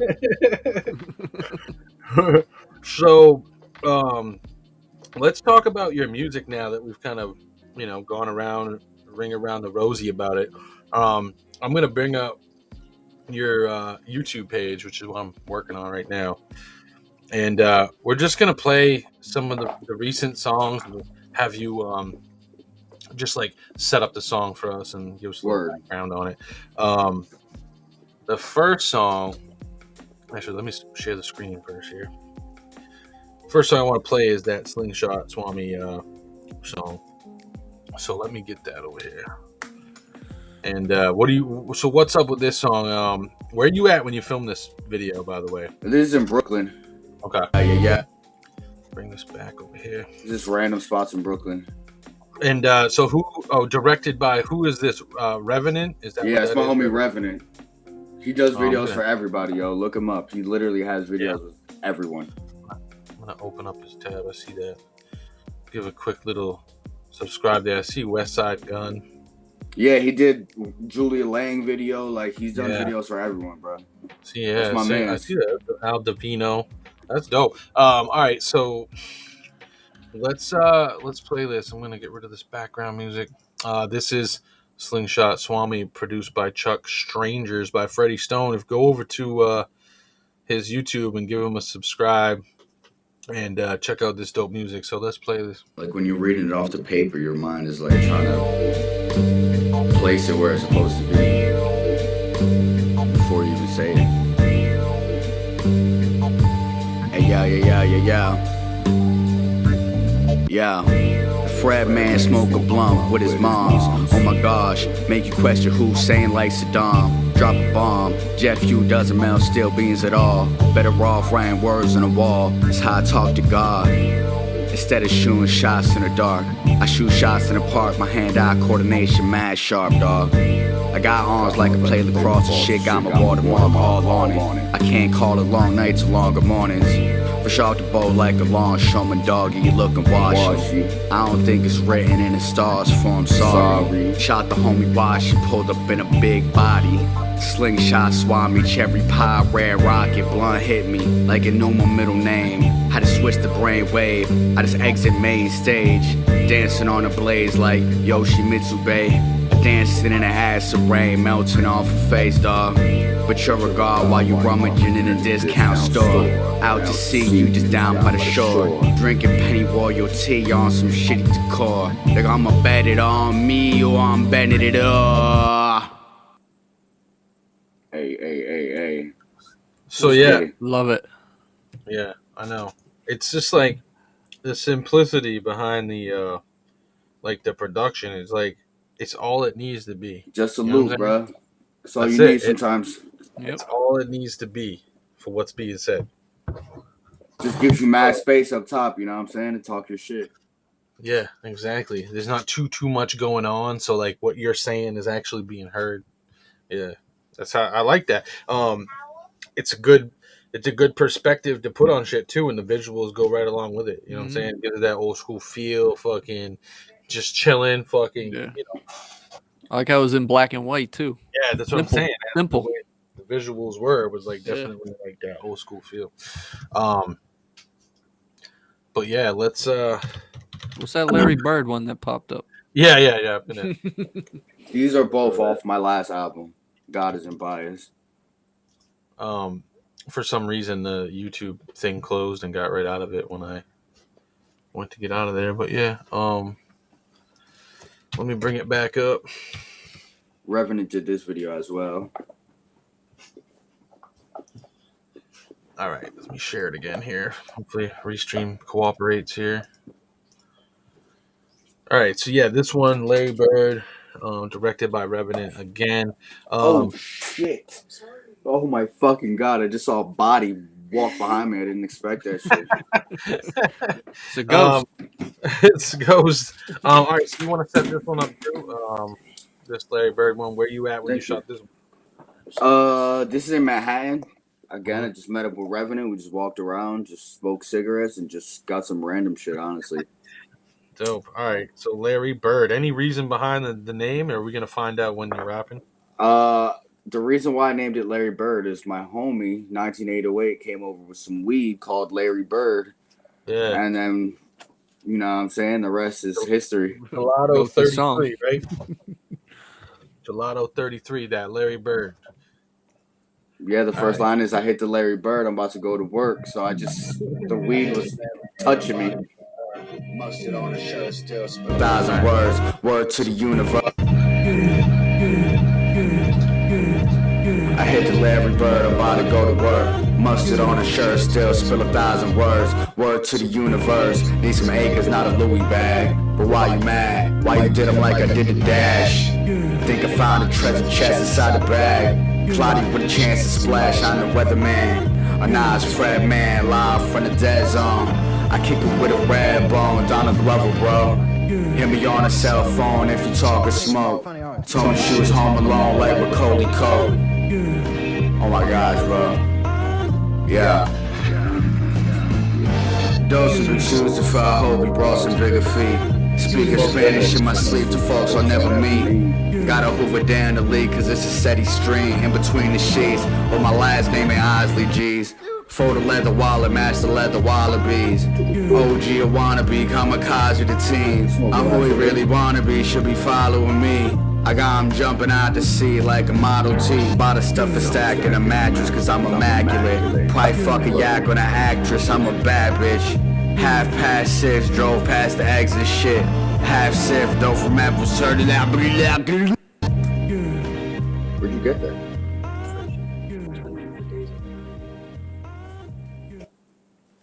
Yeah, another one Yo. with the fucking soul sample fucking loop in there. Shout the homie E1 on the beat, yo. Yeah, I recognize that sample. I think Dilla used that once. That sample? Yeah, I like think, that. yeah, he used that same sample. I liked that shit. Yeah, that was fucking dope. That's my homie E1 on the beat, yo. I actually met him out in Maine too for the first time. Yep, that's what's up. Yeah, I like that. Still the same, keeping with the same vibe. Like I went through like earlier today and was looking at this and checking it out. But yeah, I mean, I like that vibe. You know what I'm saying? Like I said, we said plenty of fucking times. That's just like the shit we kind of grew up with. So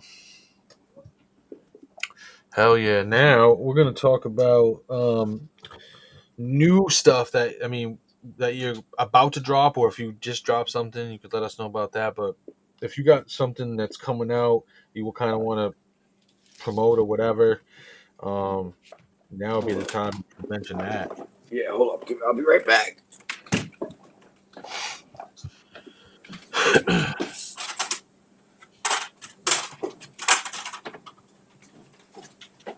Oh, shit. I'm back. Those last two joints were off this album right here. God Isn't Biased. All right. Oh shit, is that a cassette tape? Yes, sir. It's beautiful too. It's beautiful too. Hell yeah. So Is it purple? It's actually smoky clear gray. I wanted them to be red, but they ran out of that color. Those last two joints are off that album. There's 10 songs on here. There's mad dudes on here. My homie Riley Lamar got a beat on there, up from Maine too. Yep. E1, Chuck Strangers. I got a beat on there. I got my homie Pootie on there, Kool-Aid D, my other homie Darko the Super. It's like my most grown-up album yet. So y'all go peep that. GodIsn'tBiased.com. Yep. Doing it right now. And where can they pick up that cassette? Do you have some for sale? Like you got merch for sale somewhere? Yeah, yo, GodIsn'tBiased.com, or just follow me, Twitter, Instagram, DM me. I'll send you one. Bring up the website if you can. Share it on the screen. Oh fuck. How do I do this? I'm sorry. Oh no. Justin, you're gonna do it. Yeah, is it on Bandcamp?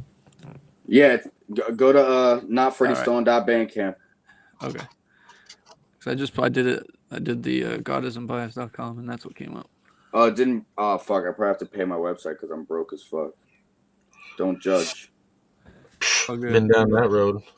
Oh no, it comes up on my phone. It should come up. What the hell? All right, hold on. Maybe I typed it in wrong.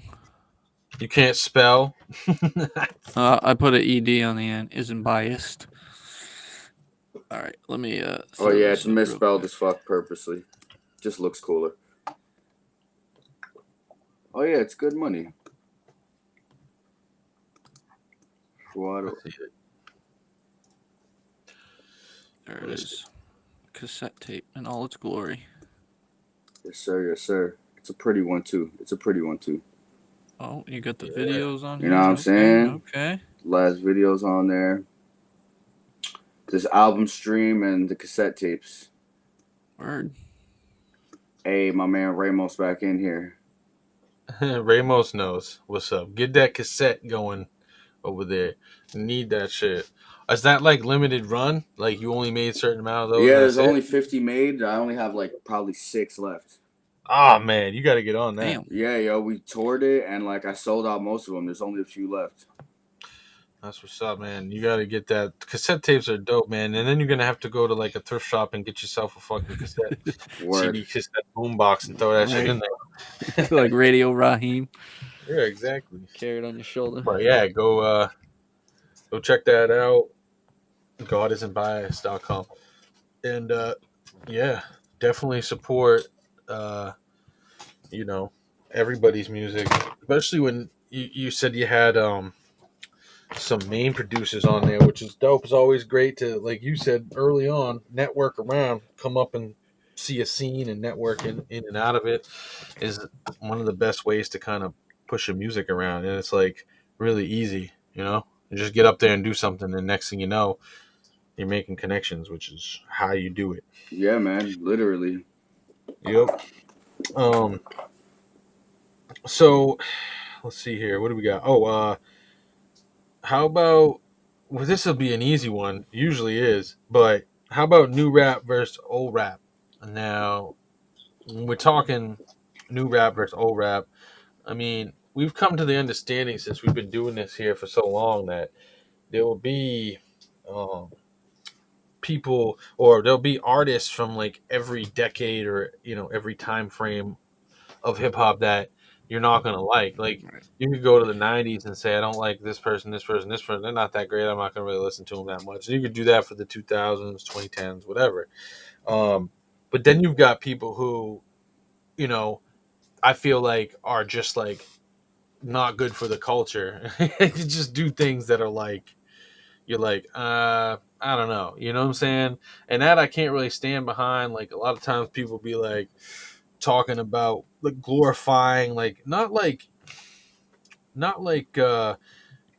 hallucinogenics and weed and shit, but like going out there and talking about doing lean and doing all this other shit and like making that like their whole thing. Like it's one thing to like mention it in a song passing whatever, but when all the songs are that, it's like I can't get behind that. You know what I'm saying? I'm just like I don't know. That's just me. But what are your thoughts on new versus old rap as far as like what has happened kind of to the culture in good and bad ways? Because I think one of the good ways is as a culture is more accepting of more different, lifestyles and everything else that goes along with it. I think has come a long ways.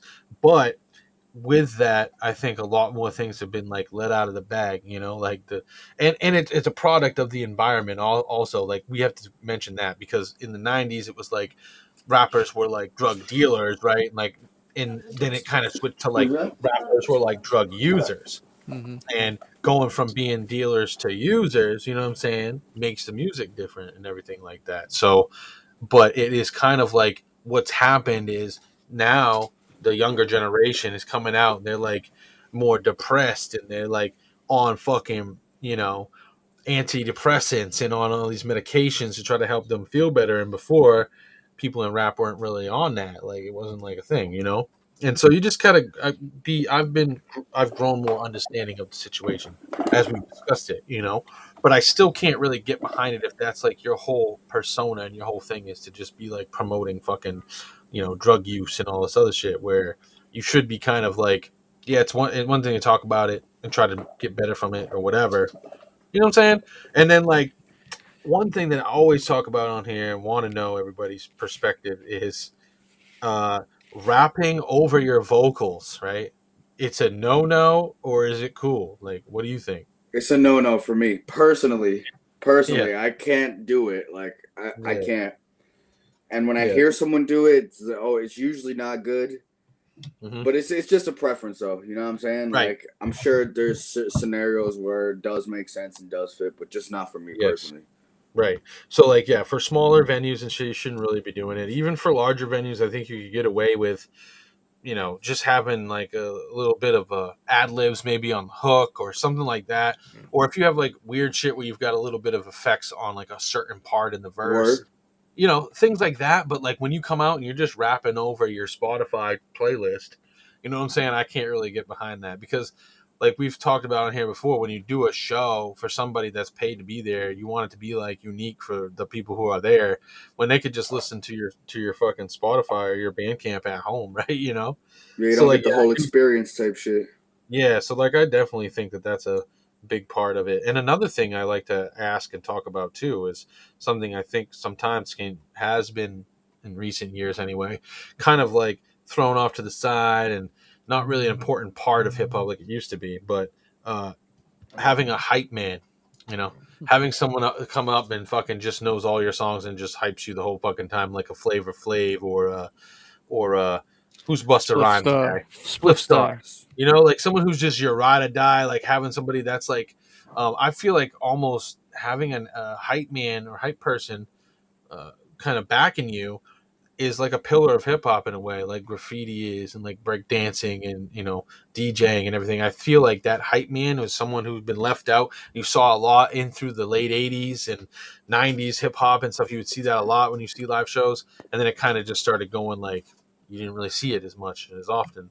It's just something I like to see. When I go out to see a show and I see somebody bring a fucking hype man out, I'm like, oh yeah, I'm like this is gonna be real because like usually the hype man is knowing all the places the person is trying to take their breaths out and they're like hitting all the right spots. Granted, I've seen some where they could work on their performance a little bit, but I feel like the effort to get out there and say, look, I'm going to have a hype man just get out there with me.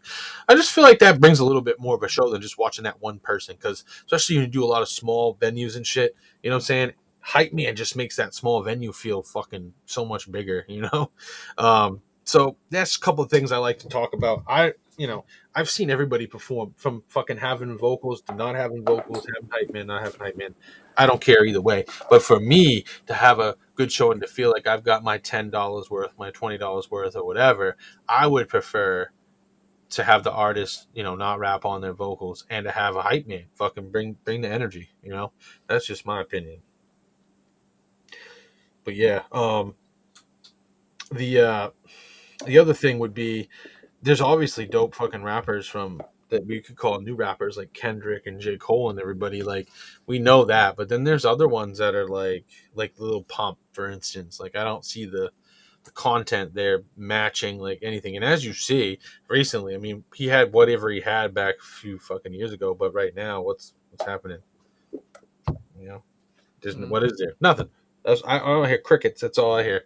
So like, it kind of irons itself out. You know what I'm saying? Good artists have that longevity. You saw Nas just dropped a fucking album, right? It's dope. I saw Lloyd Banks put out a dope fucking album a few months back. He's still touring off that. So like these artists, the older artists, can still come back and do shit because some of the newer artists, there's so much space in there for dope MCs to get up and work their way up to the top. It doesn't matter if you're fucking 50 years old or whatever the fucking case may be. If you're putting out dope music and you have a purpose behind shit, then you're gonna have a place in hip hop. Mm-hmm. But if you're not, eventually shit will iron out. You have to make good content or you just become irrelevant. You know what I'm saying? That's just all. I love new rap too, though, man. Like I love new rap too. I'm not gonna lie. Like I feel like a lot of us with the whole hip hop thing, like a lot of us are super hardcore. Like, nah, bro, fuck new school. Like only fucking, but like, I don't know, man. Like, I feel like it's almost the best it's ever been right now, dog. Honestly, like I feel like we're always so stuck up on fucking like, the greats and shit, like fucking Biggie and Tupac, and they're great. Obviously, they're the greats for a reason. But like, yeah. It's progressed so much further along and shit, you know what I mean? Like, we're just doing different things. I think that's what it is a lot, too. Like, it's almost like a language barrier. You know what I mean? Yeah. I feel like a lot of the older cats, they can't understand what the fuck people are saying a lot of the time. But it's not because they're like, what they're saying is wrong. It's just that we just don't like, we don't vibe with resonate. it. Yeah, you know what I'm saying? But Yeah. like, once you like, it's like someone who doesn't have a good taste palette. You know what I'm saying? Like, if you're not used to eating mad fucking not chicken fingers and all sorts of hamburgers and shit like that, you know what I'm saying? Some fucking frog legs might taste crazy to you, but that don't mean that it's like a bad fucking dish. You know what I'm saying? Yeah. Mm-hmm. So I do get into that debate a lot with people, like Young Thug and shit. Like, Young Thug is the best ever. I don't understand how people don't fuck with Young Thug. You could like annotate his shit. It's like classical music, bro. Yeah, so like Young Thug cool, Future cool, you know, Drake, all these guys dope, dude. And I will not disagree.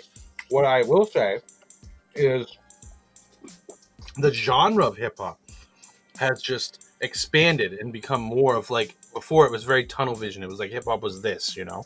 Right. And now hip hop is it's a pop genre, you know? So like it's popular. So therefore it's a pop genre. And within that genre, there's thousands of fucking like other genres. Subgenres and shit. Yeah, exactly. And so like, and with the culture becoming more accepting, more things are being, you know, allowed and being cool, and it's all great. And it's what helped kind of propel it into the pop status that it is right now, you know? So I'm not out here saying I don't like new rap, because I do. I got playlists all day with new shit in it. And what I am saying is, like with other generations or eras of hip hop, there's gonna be fucking artists that people don't like. You know? So like you could go back and say from the 80s, there's people you didn't like, from the 90s, from the 2000s, like I said before. And it doesn't really matter, because as long as people keep creating, all this music shit is just gonna keep evolving anyway. So like to try to put it in a box is fucking stupid, you know? Because it won't ever stay in a box. It's constantly, it's fluid, you know? It always is changing.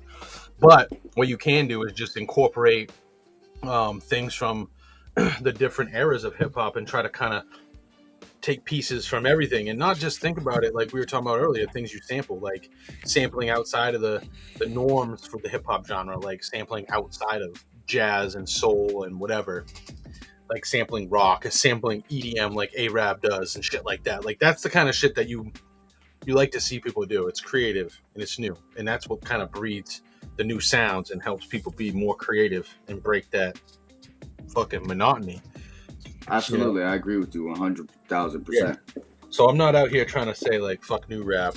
I like old school. I like all of it. But I am trying to say though is nowadays, with all the issues that we do have, it would be nice if sometimes people would try to address those social issues in a positive way, rather than just portraying it in a different light. That's all. That's all. I hear you.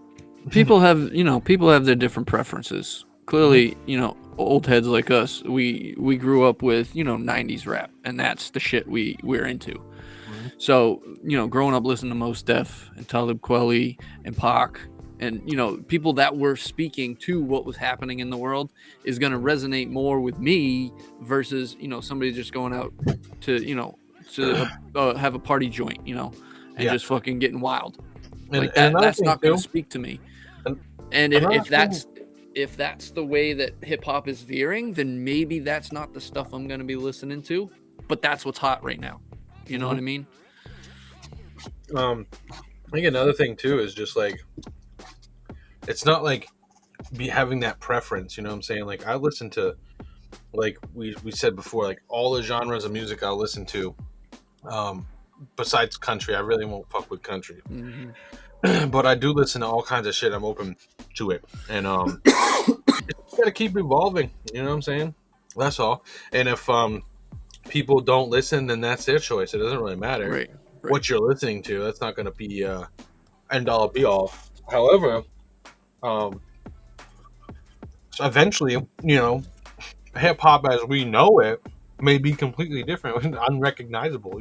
Well, even think like when we were growing up, our parents were listening to shit 20 years, from the 70s. Like, and we grew up on that stuff. And that's what influenced us to do the shit we're doing now. Right. So in effect, if you think about it, like raising our kids now and we're listening to 90s rap, that shit's going to influence them. So when they get older in about 15, 20 years, that shit's going to come back, but it's going to be different.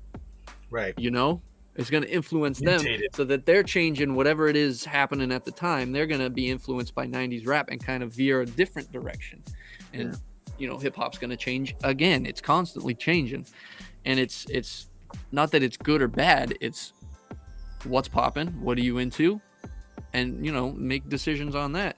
And sometimes you'll be surprised. Some of like the new shit that's coming out is like, I really like that. And that's like a total departure from what I'm normally listening to. But this fucking guy can rap. This guy's got fucking fire beats, or there's just something about this person that, you know, I'm vibing with, kind of thing. So it really could come from anywhere. And it's really about just being open and listening to stuff.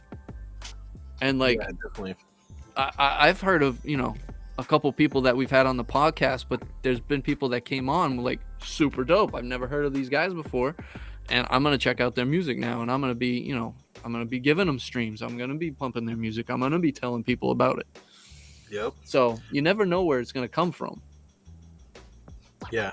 You have to be open-minded to things. At least give it a shot. That's for sure.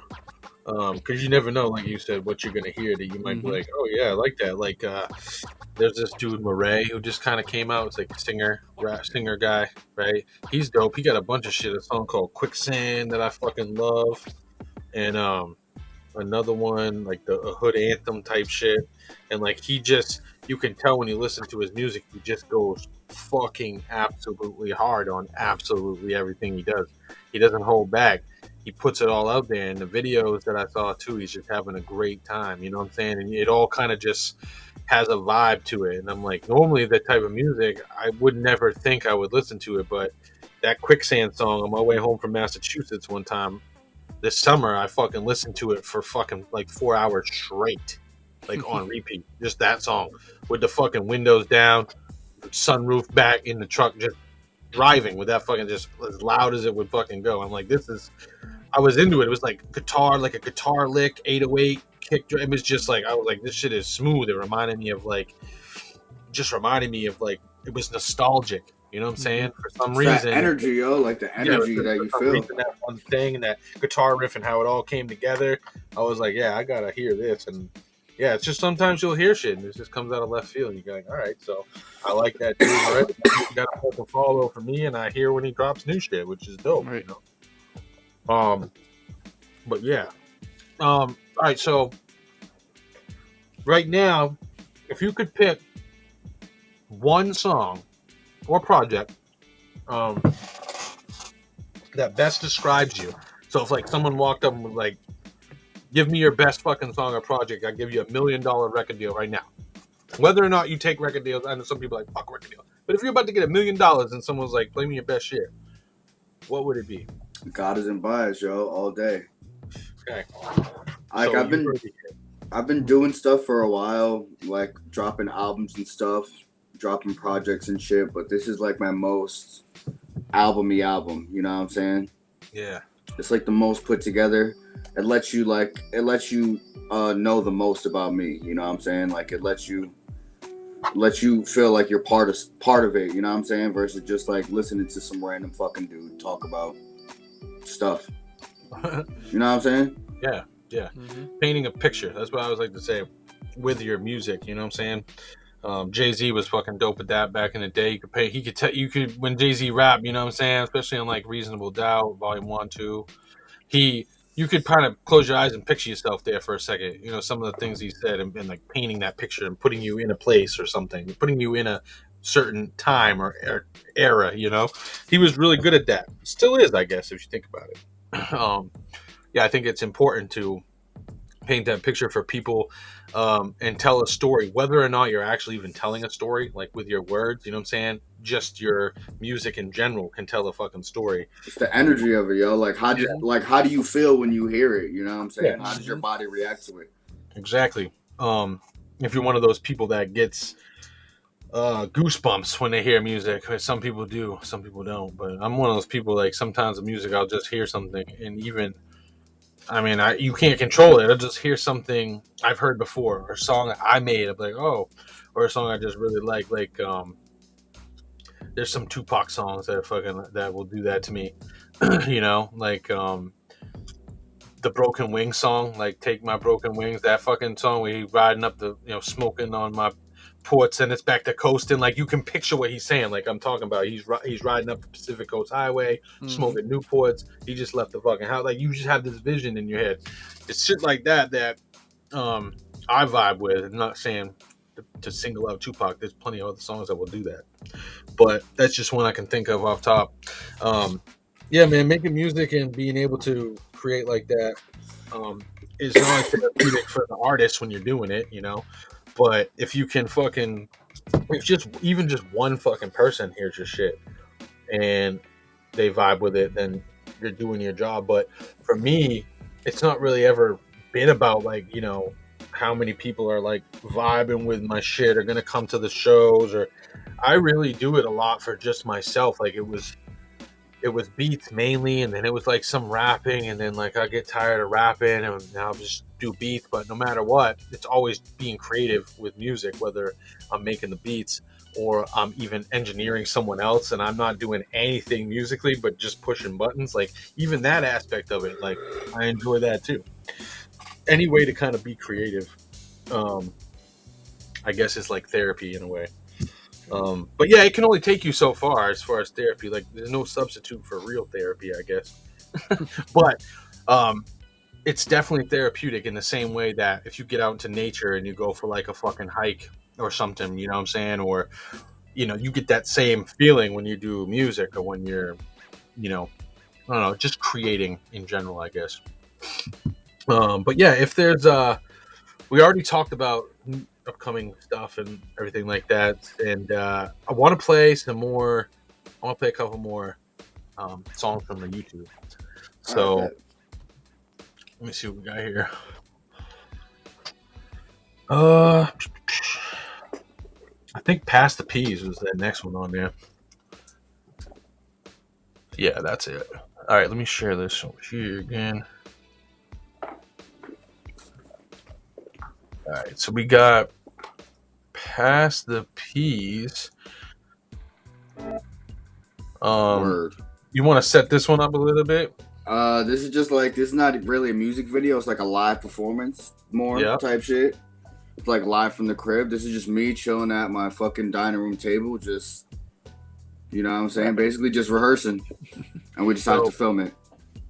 Dope. Ass and pussy. Water gets stuffed like taxidermy. Put you on stage, now you wanna play. Minute Maid, Minute Man, skin tight fade. Feeling like Dwayne, piddling in the Hyundai. I melt a base face, Olay, Ovaltine. With 2 creams in a mug, please. OD'd in the backseat on Route 17. Woe is me, so please pass the peas. Like either way I'm gon' eat G's. Like either way I'm gon' eat G's. 3 square meals, 7 days a week. Yeah. Crab man in the flesh, yo. Ray man on a beat, yo. Hey, yo. Busting in through the kitchen door, down on the floor. Ain't seen as much dope since like 1984. Oh no, let him go, I tell him all how you feel. Need $100 bill like a hole in the head. Or like 100,000, I can sleep when I'm dead. When he talking out his neck, son, look like a Pez. I don't know no better than so I speak like a sailor. Moon baby crash land in a goddamn, this shit flew by fast. Son, learn how to fly, I'm about to call me a cab. Mad Christmas cat, cause I'm somebody's dad. Need mad restitution, cause the company bad. Excuse me, mister, could you step on the gas? Quick, fast, I'll be there for the dip and the dash. I'm on that ass now. It's Freddy Stone Cold Cash Cow. Bro, how you throwing stones in the glass house? I don't know, man. Yeah, man. Hold on, he's muted. All right, unmuted. Yeah, man, it's all along the same vibe, bro. Like, you know what I'm saying? I love. Is that a machine? What is that? What is that? Ableton or fucking? Yeah, I was an Ableton push in that last video. Yeah, yeah, that's cool, man. To use the Ableton like that, it's a pretty dope little machine, little setup. Especially, I mean, it's so versatile. You can use it when you're in the studio, then you can take it and use it live. Fucking love that Word. shit.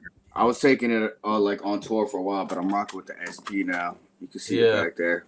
yeah, yeah. Those are dope too. Obviously, fucking super classic. Just Fucking DJ for yourself, you know what I'm saying? Like yeah. fuck it, real simple. Yep. Keep it fucking easy. Yeah, man. The whole vibe is dope. I think we got time to even just probably fucking play one more. Um,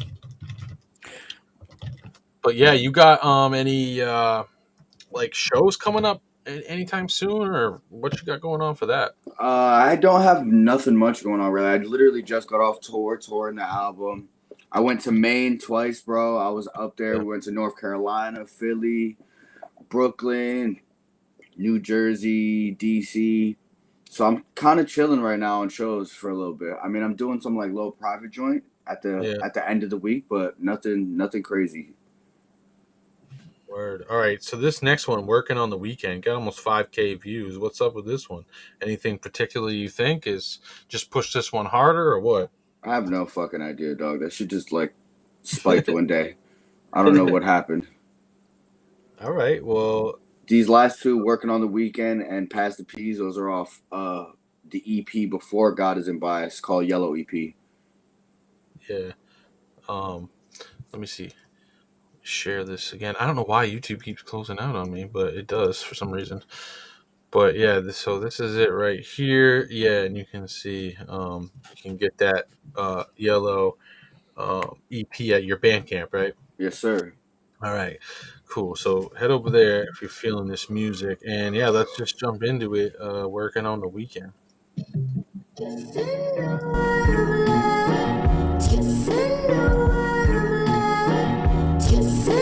It's Fred, man. Yeah. Oh fuck, why you smoke that whole shit? Better flip your damn wig. Looking like the village idiot, spitting up on the kicks again. Filling them out of Michigan. Whistle like with the penmanship. Clementine in my lemon soup. Might as well set him up so we can give him the stuff. Like what do I give a fuck? His ass be fried for a month. Hope you ain't trying to stunt. Dying a fiery death. Drenched below the neck. Please hang him out to dry and Kyle Fred on cassette. Brand new VHS, yeah, dub it to death. Bless, throw a hex, cave several chests. Probably dial in the sesh, branch Davidian sec.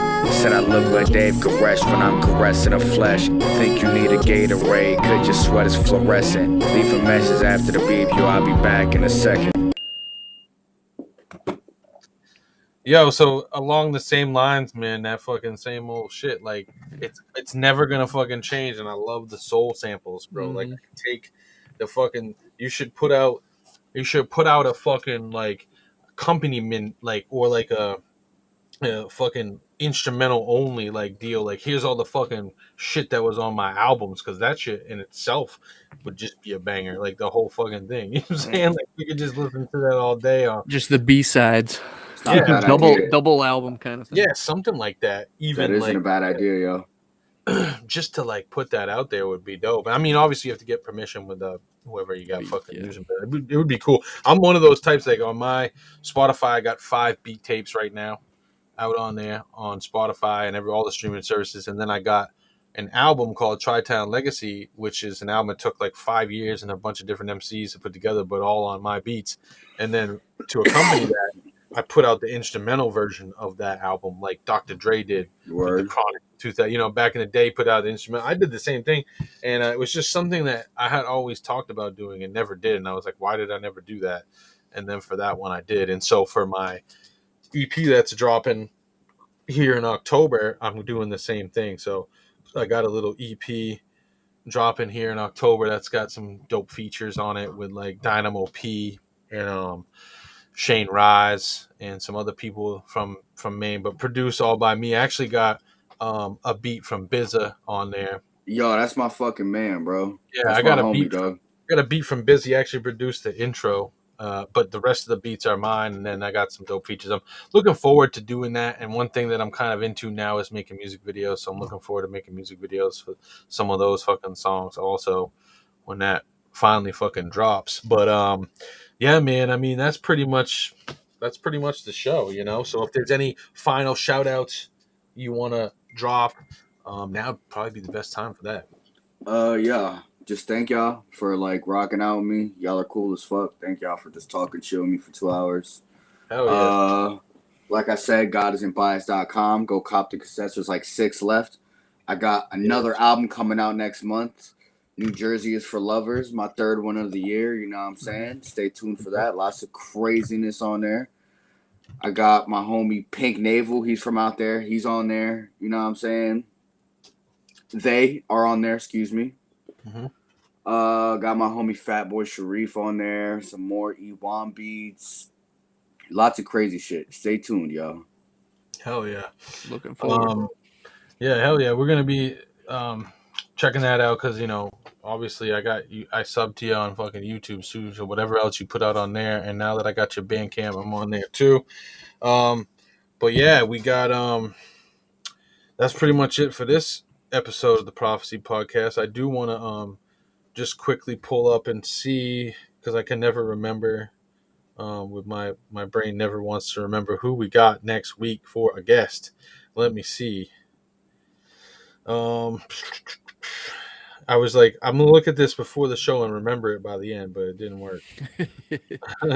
All right, so next week, fuck yeah, we got Wally Sparks, 617 representative. Dude does all his own music videos. I've seen a bunch of his shit. So check us out next week for Wally Sparks, and make sure you check out godisn'tbias.com for more Freddie Stone and cop some of that. Appreciate y'all, yo. Appreciate y'all. All right, so you can hang around after we end the stream, and we'll say proper goodbyes. But to everybody else, peace out. We'll see